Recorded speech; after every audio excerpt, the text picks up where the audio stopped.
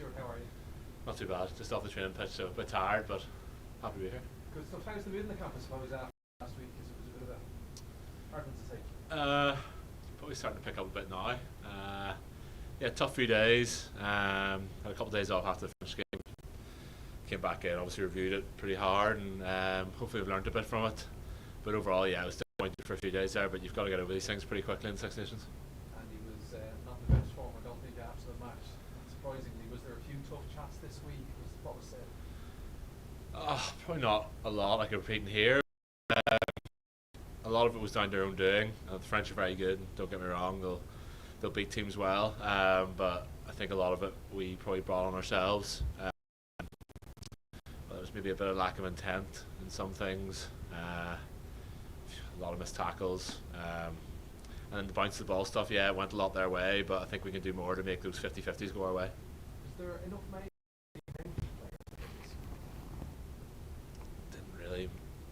Didn't really matter to us, to be fair. Yeah, it doesn't really matter. I didn't really think about it before. I don't think the lads playing really thought about the guys. I suppose in the grand scheme of things, if you're looking at it, yeah, it probably did make a difference, but it didn't make a difference to players in the day. Stuart, when you're reviewing the match and you look at the moments, so there's a lot of moments that could have gone either way. A lot of them seem to go France's way. Did the review focus on those? Are you taking into account what's happened over the last few months, in the big games you played in November and here lost to France? Is it a macro problem, and you're able to just put aside the little things that went wrong during the game to one side? That's a good question. You look at the first try they scored, the one where BLB goes down the wing. Yeah, there's a forward pass, but there's stuff that went wrong before that led to that, like putting too many people in a breakdown 2 or 3 rucks before that, leading us to be our space not being right, chasing in when they shouldn't have, that led to missed tackle on the edge. So it's more looking at the whole picture rather than just guys making mistakes. There's things that they do a lot of times and people outside don't see that, but we and the team definitely see it. That small things other people do around the pitch make everyone else's jobs harder. Do you add up the cumulative effect of the games against New Zealand to that? There's a bigger issue here for the team if it has ambitions to win a World Cup, compete in the World Cup, and action. We honestly haven't spoken about South Africa or New Zealand in this week, especially. Different issues there to what the issues were at the weekend, so it was a different problem. So no, it's probably above my pay grade looking at all that and putting it all together. So no, I was probably just worried about what was happening in the French game there. A lot of talk about the arms attack, whatever. What's your reason not where it is? I think we're trying to evolve, and when there's obviously a bit of teething problems, and I don't think it was so much the attack rather than more drop balls the weekend. I think we maybe had about 9 knock-ons, and it was crazy, but they made it look fairly simple at times. So I think it's hard to get into your attack and really get any flow when there's a lot of disjointed drop balls, and like set piece went well. We had the ball there. We didn't really get any balls back in the aerial game, which is what we sort of targeted early, and they did really well there, to be fair to them. It's an area I think we thought we could get after them, and all 3 back three for them did a great job, so we had to adapt, and we probably left it a wee bit too late to adapt. So are some guys just not comfortable with that kind of strategy yet? Because it is something Comfortable with it, but I haven't talked to individuals about it. I'm sure different guys are finding it probably different to what they've done before, but you've got to adapt quickly in this game. You can't you have a few bad people are starting to write you off, so you've got to adapt pretty quickly and go forward.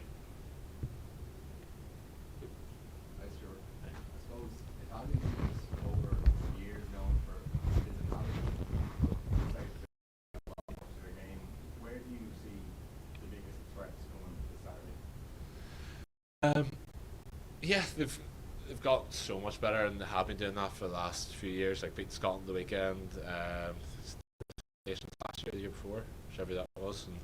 And for me, it's the backs, Brex and Manicello. Playing against them a few times now. It's always been a good contest, but they're probably the heartbeat of the team. I know Brex might not be there this week, but yeah, do the same job. Kukaputsu, Garbisi. I think all these guys are pretty hot when you let them be on the day. So try to get in their faces, try to disrupt their game. Don't give them that flow backs are looking for. And yeah, they still have that physicality, but hopefully we can be just as physical, if not more.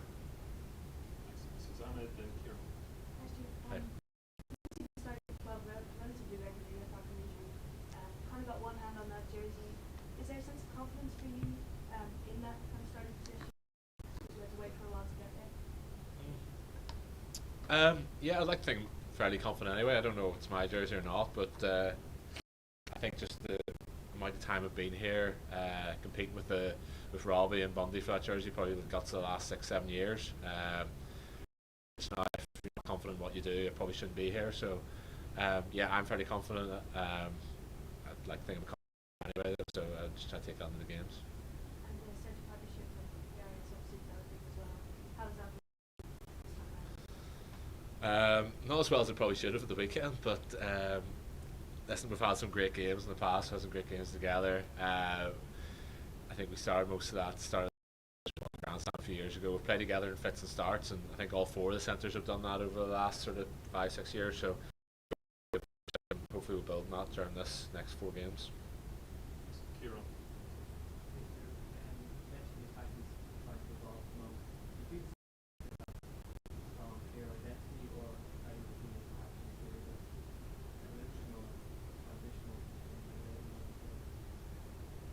We've always got to evolve. I think we've got a pretty clear identity of what we're trying to do. I don't think we saw it the weekend at all, but I still see the shapes that we're well known for. I think over the last few years with the forwards, getting a lot of ball in their hands and the line. But I think the weekend it was just handling errors more that led to probably looking and not on the same page. Hopefully we'll crack that this week and it'll look a lot better this weekend. You mentioned for Italy, players won the tournament for the Six Nations. Both URC and also Tesla, what were your experiences against them? What do you expect in? I'll tell you what you all probably already know, but he's got that X factor. He's pace, powerful. He's a pretty good offloading game. He just breaks more tackles than most other centres as well. I think him and I don't know if Brex is going to play this week, but him and Brex have got a great partnership, and I think as well to feed off each other. Brex sometimes doesn't get all the plaudits, but I think he's a lot to do. Mancello gets a lot of half shoulders and is allowed to look as good as he is. So yeah, hopefully that's disrupted a wee bit this week. But I think his X factor is just physicality. He's probably one of the most athletic centres in the world, if not the most athletic. So trying to get on top of him physically for me is probably priority one.